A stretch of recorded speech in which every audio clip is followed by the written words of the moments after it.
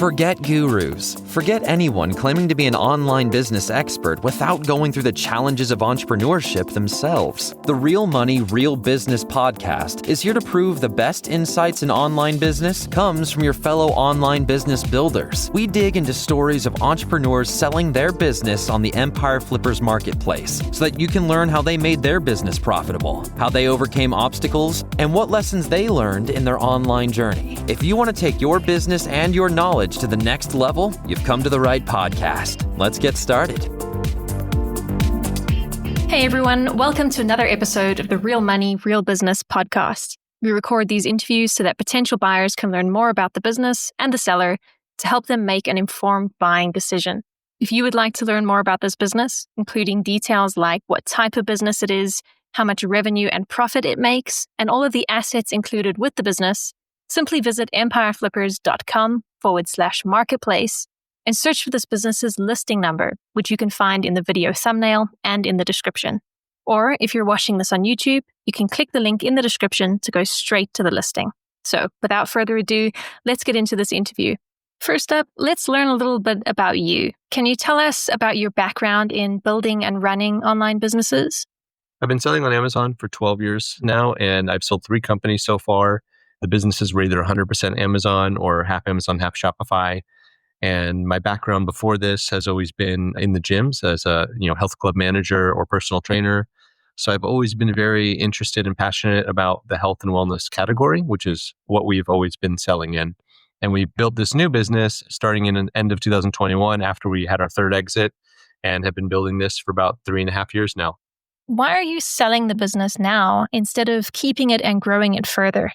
When we started this business, our intention was always to build and eventually sell the business, similar to how we've done with our other 3 companies. We feel like we've reached a level where we feel comfortable now. We feel like we've reached a point where I feel good about where the business is and I'm ready to sell it.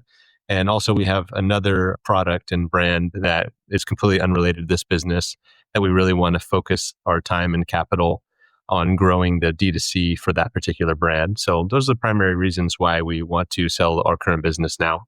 Can you describe the amount and the type of work that you do on this business to maintain it? I'm currently spending about 1 to 2 hours a day managing the business. Most of what I'm doing is diving into the metrics in Seller Central, looking at things like the brand analytics and the reports. I also once a week look at the inventory to see where things are at in terms of AWD and FBA and replenishing as necessary. We have an agency that manages all our PPC and DSP, and they've done a great job scaling things up in the last 6 months. So I do meet with them once a week. We do a call and just talk about where things are at and what the strategy is moving forward. But yeah, outside of that, really not a whole lot other than sometimes we get emails to the branded emails, customer support inquiries, but those are really only a handful a week of emails that we get. So yeah, on average, maybe about 10 hours a week that we're spending running the business. So if you were to keep this business, what are some of the ways you would try to grow it? If I were to keep the business, the ways I would focus on growing it is number one, I'd focus on international expansion. That would be a very fast and easy way to expand the listings into the other Amazon international marketplaces.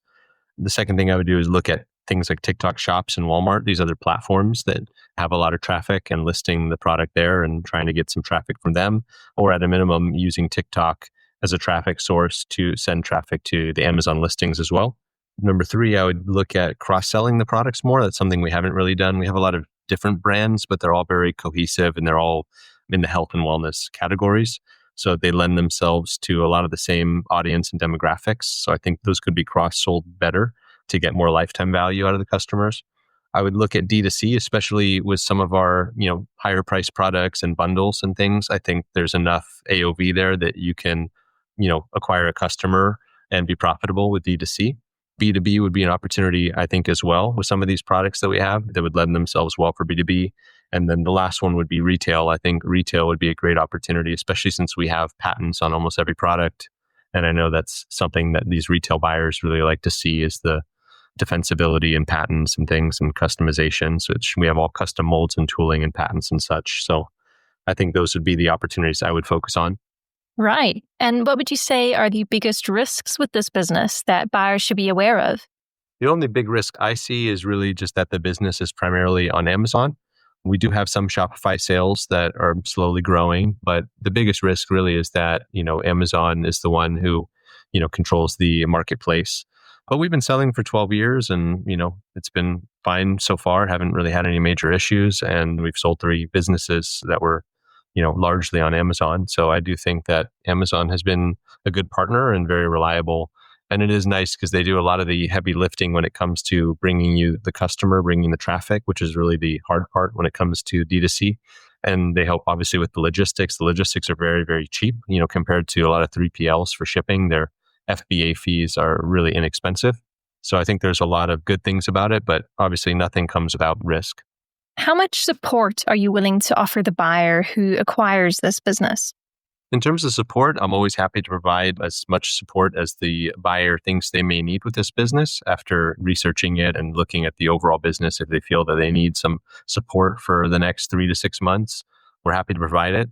We've had buyers in the past where we were still helping them, like 2 or 3 years later, we were still forwarding emails to them that we were getting and things that they needed some support with. We weren't required to do that, but we just continue to do it just because we like doing business with them. And obviously we want to do the right thing. So anything we can do to help with the process and make the migration easy and make sure it's a very smooth handoff, we're happy to do. And obviously, these products have been kind of our baby too. We put a lot of time and energy inventing and patenting these different products. So I do want to see them ideally scale up and do well.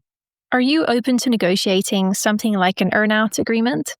In terms of earnout structure, it's probably not something we would want to do. We may be open to maybe a small portion of it having some kind of earnout structure, but we've been burned in the past by a buyer where it just did not work out well for us because the buyer did not really manage the business well and then hit the milestones that were necessary for us to achieve that structure. So ideally, we'd like to avoid that. Okay, final question. If you had to put yourself in the shoes of a buyer, why is your business a business worth buying? I think this business is worth buying for a few reasons. Number one would be our primary brand and products are the number one bestseller in the category. We have a very strong foothold in the category with our different products, which all have custom molds and tooling and design and utility patents and additional patents pending.